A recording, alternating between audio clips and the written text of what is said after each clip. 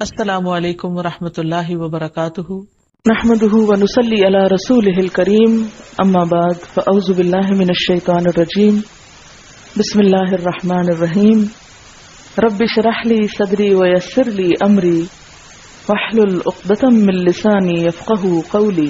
On the whole چہرے کی صفائی پہ بات کریں گے ہم، کیونکہ چہرے کے بارے میں ہم سب سے زیادہ فکر مند ہوتے ہیں، چہرے پر ہم سب سے زیادہ توجہ کرتے ہیں۔ ٹھیک، چہرے کے بارے میں قرآن مجید میں آتا ہے وجوہ یومئذ مسفرہ ضاحکۃ مستبشرہ، قیامت کے دن کچھ چہرے روشن ہوں گے، ہنستے مسکراتے ہوں گے، خوش خوش ہوں گے، اور کچھ چہرے سیاہ ہوں گے، غمزدہ ہوں گے، پریشان ہوں گے۔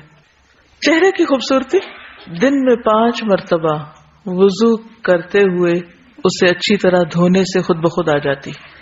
قیامت کے دن نبی صلی اللہ علیہ وسلم اپنی امت کو وضو کے اعضاء کے چمکنے کی وجہ سے پہچانیں گے۔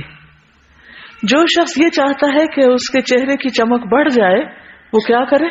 اچھے طریقے سے وضو کرے، خوشی سے وضو کرے، وضو کا اہتمام کرے، وضو کو اپنے لیے بوجھ نہ سمجھے۔ لیکن چہرے پر کوئی ایسا کام نہیں کرنا چاہیے جو اللہ رب العزت کو ناراض کرنے والا ہو۔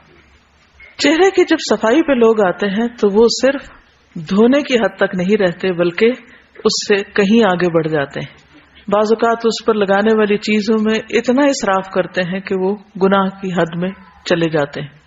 بعض اوقات اس صفائی میں سب کچھ چہرے سے نوچ ڈالتے ہیں، بلکہ اپنی مرضی سے اپنی شکل میں کمی بیشی کرنے لگتے ہیں، جن میں بھویں بنانا وغیرہ یا پورے چہرے کے بال اکھاڑنا شامل ہے۔ اس سے منع کیا گیا ہے۔ علقمہ کہتے ہیں کہ عبداللہ بن مسعود رضی اللہ عنہ نے خوبصورتی کے لیے گودنے والی یعنی کہ جو چہرے کو ٹیٹوز وغیرہ بناتے ہیں، آج کل دیکھا گیا کہ بعض اوقات اسکول میں بچوں کے چہروں پر کچھ نہ کچھ رنگ لگا دیے جاتے ہیں۔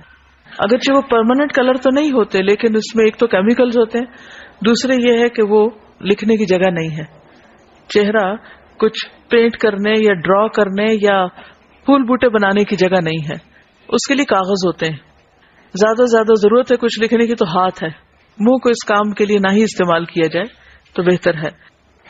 اور اللہ نے جو ساخت ہماری بنائی ہے، ہمیں حق نہیں، اجازت نہیں کہ ہم اس کو اپنی مرضی سے بگاڑیں۔ تو اس لیے چہرے پر پرماننٹ قسم کا چینج، اپنی مرضی سے اس میں تبدیلی، خواہ وہ ٹیٹوز کی شکل میں ہو، خواہ وہ پرماننٹلی بھویں بنانے کی شکل میں ہو، اس سے اجتناب کرنا چاہیے۔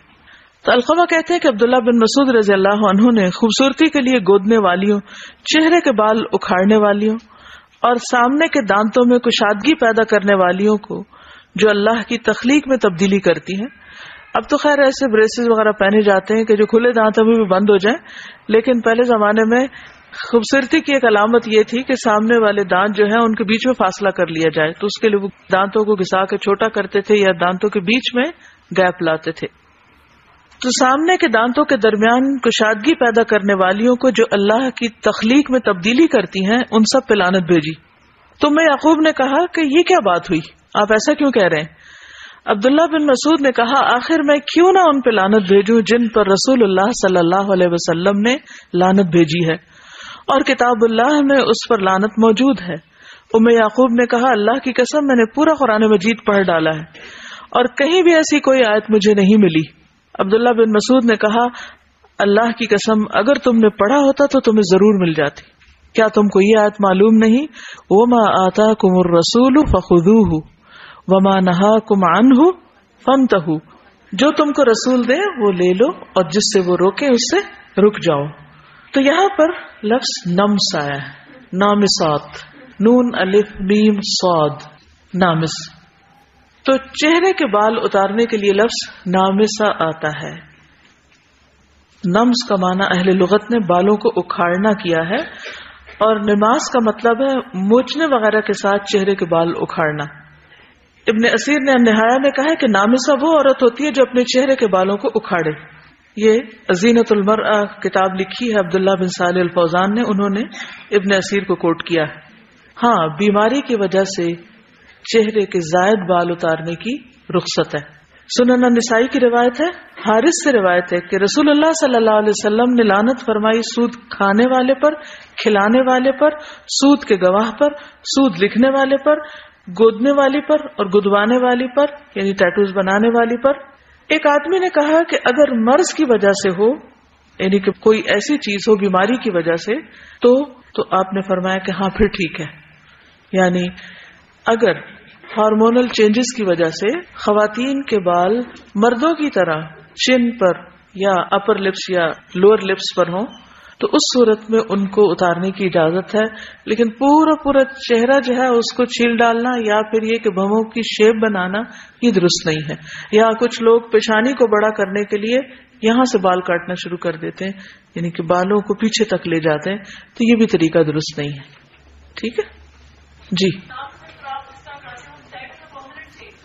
دیکھنا پڑے گا اس کو کہ کیا صحابیات کے زمانے میں اس کی مثال ملتی ہے، کیونکہ کانوں میں تو سوراخ کی اجازت ہے نا، تبھی عورتیں بالی پہن سکتی ہیں، اور صحابیات سے ملتا بھی ہے کہ انہوں نے ایک موقع پر اپنی بالیاں اتار کر صدقہ بھی کی تھی۔ تو اس صورت میں زیور پہننے کے لیے اگر کوئی سوراخ کیا جاتا ہے تو وہ ایک مختلف چیز ہے، ٹھیک ہے۔